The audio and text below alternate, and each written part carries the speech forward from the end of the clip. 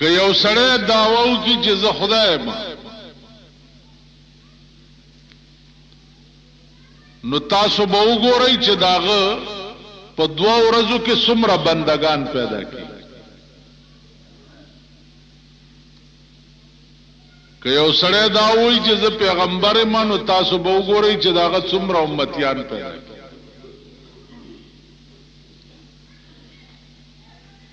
که یو سړی دا وایي چې زه پیر یم، نو تاسو وګورئ چې داغه څومره ډنکوپیان پیدا کیږي. زمونږ دا ملک صدا سے بد قسمت ملک.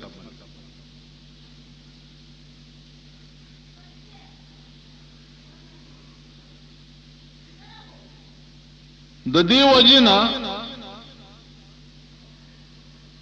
لوی بد قسمتی د ملک چې دا غدا ده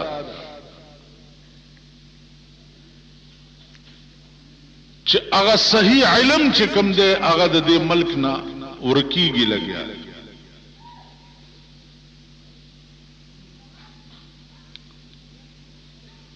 چې سو پورې په دې ملک کې صحیح علم وو، هغه پورې په دې ملک کې اس فتنه او فساد کوو بم پیدا بشو نو خلق به په پویده.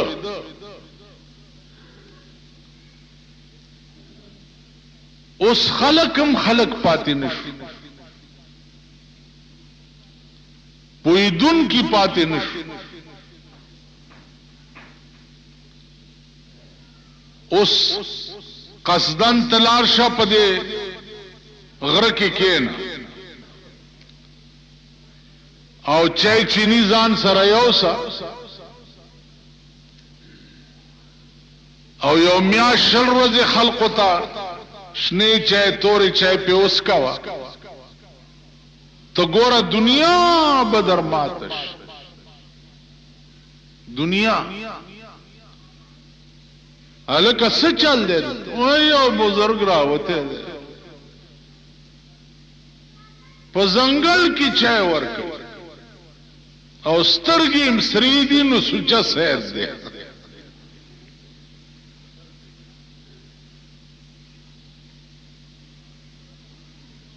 نو عزیزانو عرض میں داو چې مسلمان خو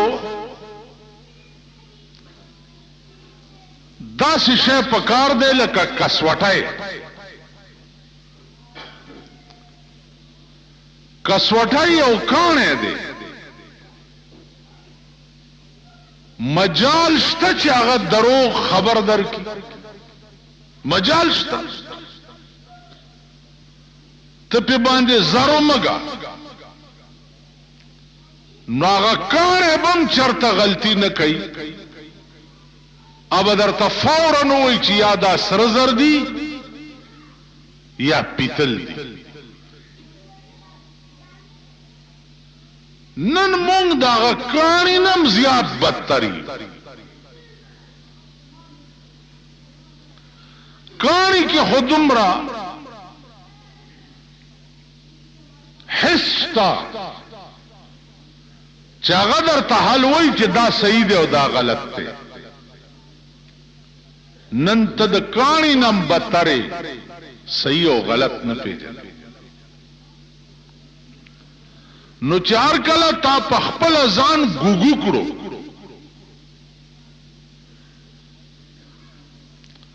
او د صحیح او د غلط تمیز دې د خپل دماغونه اوېستو، نو الله په قهر اخته کړی. په داسې قهر اخته کړی چې په پاکستان کې وګوره روزانه په سونو مړ کیږي، روزانه سلويخ تل تمړ شو، دیر شل تمړ شو، لس ال هلاک او هلاک او هلاک او هلاک. که خبرونه اورم پلانی ځای کې هلاک او پلانی ځای کې هلاک او پلانی ځای کې هلاک، که اخبار ګورم پلانی ځای کې هلاک او هلاک او هلاک او هلاک. اوس در باندې سکټ میزایل را شروع شو.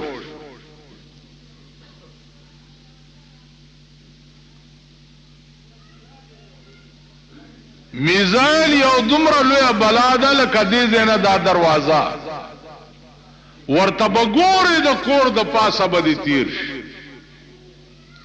پرون په چترال را غورځېدلی دی 40 کسه پکې هلاک. بله ورځ یې د وا کیمپ چې دی هغه نشانه کړی خو نښه خطا شوه پټو ته وغورځېد.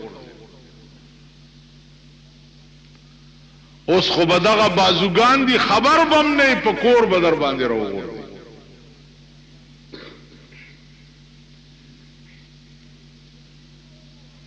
ایکسیډنټونه وګورئ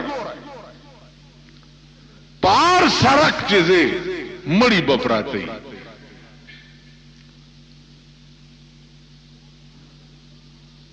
بیا د امن دا حال شو ستا په دې پاکستان شریف کې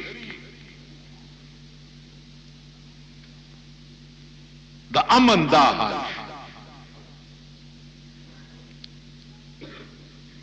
چې نقاب پوش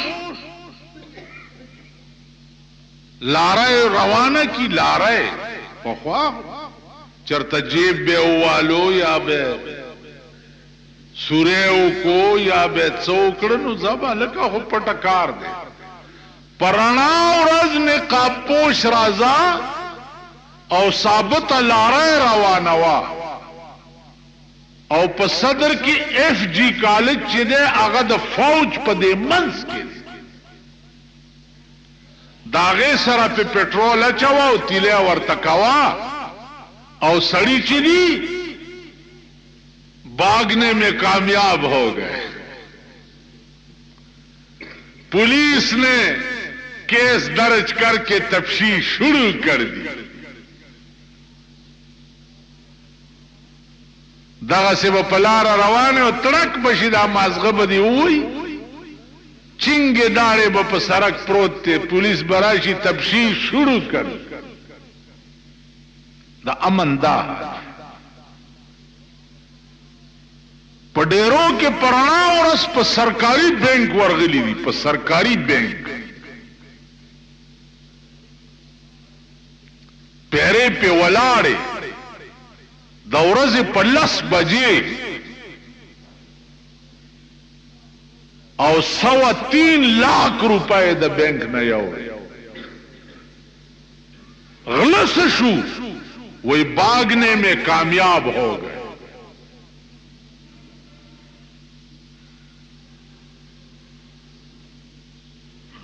तासो ख्याल रहा पराना हो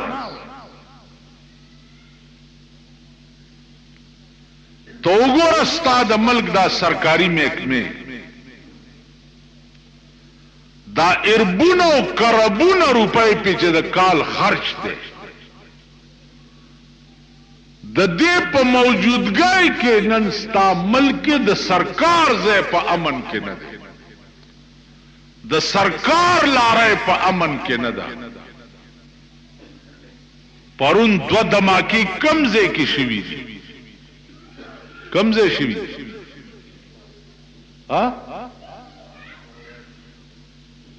पंग पंग सका हुई पर खबर पोई गई क्या ना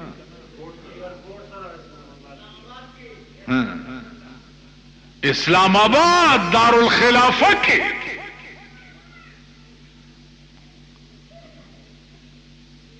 अर्ज में दाओ 14 खज़े मुरीदानो खुदा रानी वली है और इंशाअल्लाह खलासे गई बना खुदा रानी वली है और यवाज तासु न टोल मुल्क के रानी वले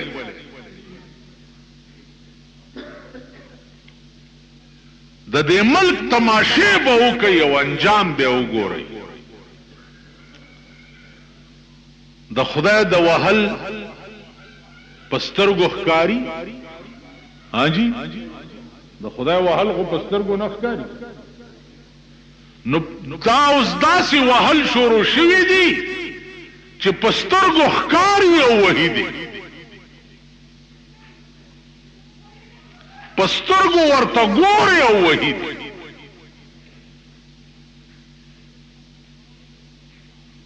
نو عرض مداو د روح تعلق د قبر سره آپ پسترګو نخ کاری نو چې دا کم در ته پسترګو ښکاری دا خو به منې کنه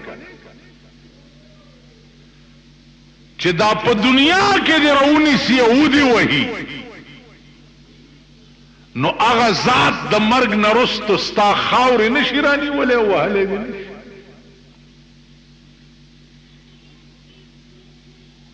پخوا خو به تجربه چې وي هغه د مرګ نه رستو کې دي اوس تجربه په ژوند کې په ژوند ورته ګور زیب کم خوا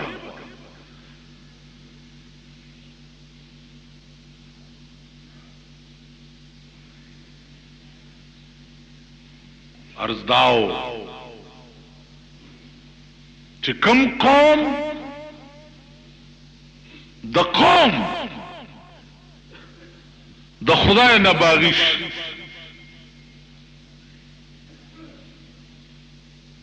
او عذاب پراش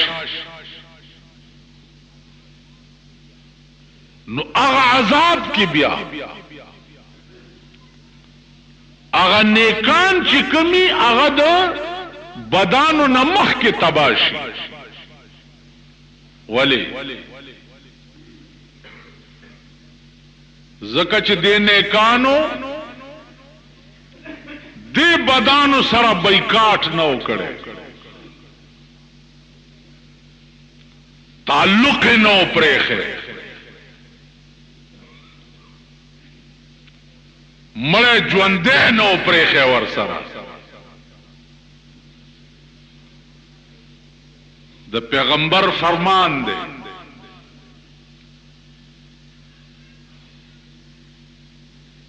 چې د تبلیغ درې درجې درې او تبلیغ به څوک کوي مولیان بے کئی تبلیغ والا بے کئی نا سوک چی دا کلمہ وی چی لا الہ الا اللہ محمد الرسول اللہ دا سڑے با تبلیغ کئی او کنئی نه کوي دا کلمه د په دروغ ویلې ده دا دروغجن ده د کې ایمان نشته دا کلمه چې تا ویلې ده نو تا خدای سره دا معاهده کړې ده چې دا کلمه ما ویله او زه به بل تم خیم دا منز ما زدکڑو زب بلتم خیم دا قرآن ما اویلو او ما زدکڑو زب بلتم خیم دا دا قرآن خبر کنتم خیر امت وګوره کنتم خیر امت تاسو ټول یو بهترین امت یې اخرجت للناس چې تاسو پیدا یې د خلقو د پاره امت محمدی ته الله وایي چې تاسو ټول امت یو بهترین امت یې او تاسو خلق ولی یې اخرجت للناس پیدا یې دې د پاره چې تامرون بالمعروف وتنهون عن المنکر خلق تبنه کلار خای او د بد لارې نه به بچ کوي ټول امت بدا ډیوټي وي د ټول امت بدا کاری په امت کې به یو ډله داسې نه چې به د دین تبلیغ کوي یو ډله به نه د ټول امت کار بدای. نن په امت کې وګوره څوک چې د دین دعوت خلکو ته ورکوي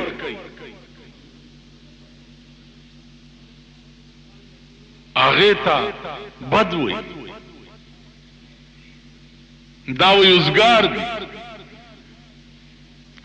دلته یو سړی و هغه به د تبلیغ والاو ته تکلیفیان وي، تبلیغیانو په ځای به تکلیفیان ورته وي. هلکه دا ولې ویل خلکو له تکلیف ورکوي. تاسو خیال را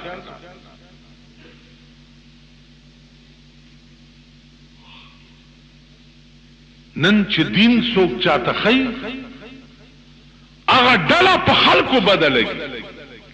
نو وایي په ایمان چې دا خلق بم بیا سبا ایمان تیری. د تاسو وایي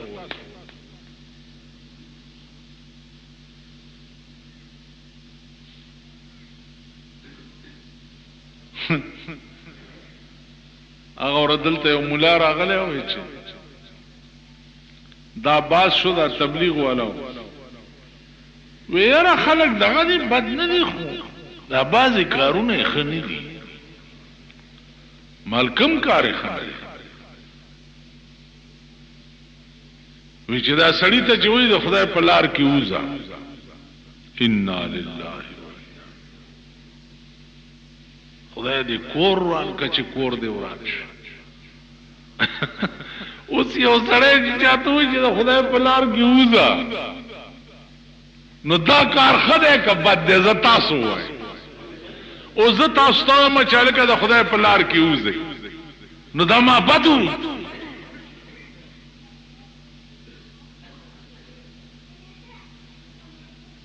اندازه وکړئ.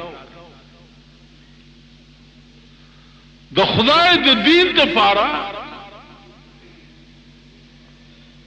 او د هغې د تشهیر دپاره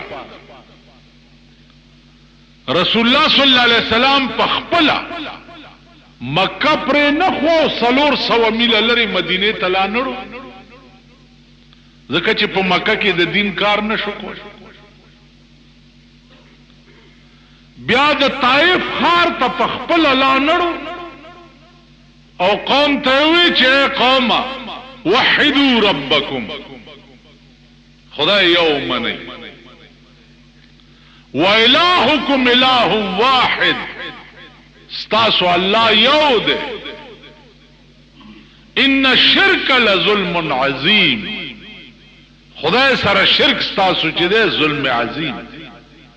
نو ماشومان ورپسې کړه او په کاڼو یې وویشتو او داسې یې وویشتو چې پڼې مبارکې د وینو ډکې شوې.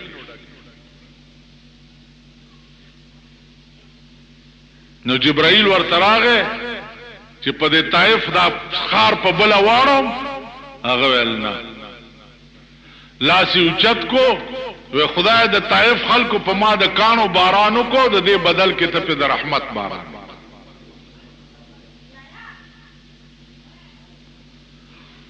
نو د رسول الله صلی الله علیه وسلم نه لوی مقبول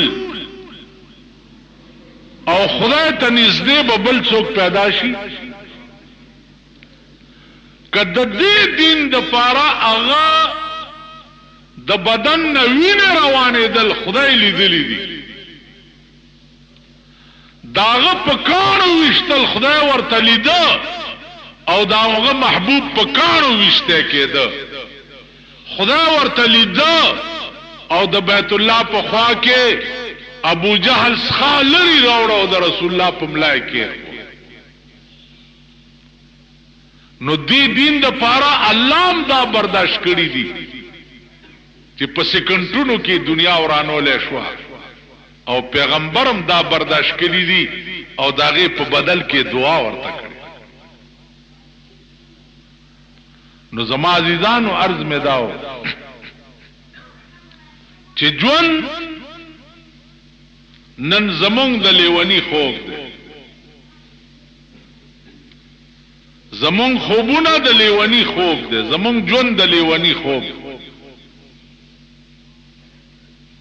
او वही जिंदगी ख्वाब है दीवाने का, जिंदगी ख्वाब है दीवाने का, न समझने का और न समझाने का। دا ژوند لیونی خوب ده، نه پخپله پی پویګو نه بل پویول شو. نن زمونږ زندگی د لیونی خوب، نه خپله پویګو نه بل پی پویول شو. د دې وجنا په دې سوچ وکړئ چې نن ستاسو ژوند چې دی دا یو فراډ او دوکه ده. ستاسو زندگی ټوله دوکه ده، فراډ ده. هغه د یو اپریدي کیسه ده. غنم و زکات عشر په واجب شوی، په منګي کې غنم واچول او د نقد روپو په 15 روپۍ فرض شوی. نو غنم ولاندې 15 روپۍ کې خو په د پاسه غنم واچول او مولا لرا چې استاد زاد اخلاص مول دا قبول یې هغه قبول کړی. نو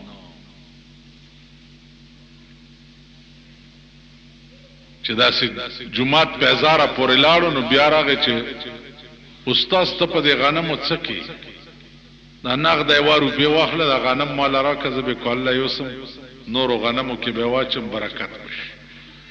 مولا خیال کړی چې زه نقد روپۍ والا په تندر دی ولګي.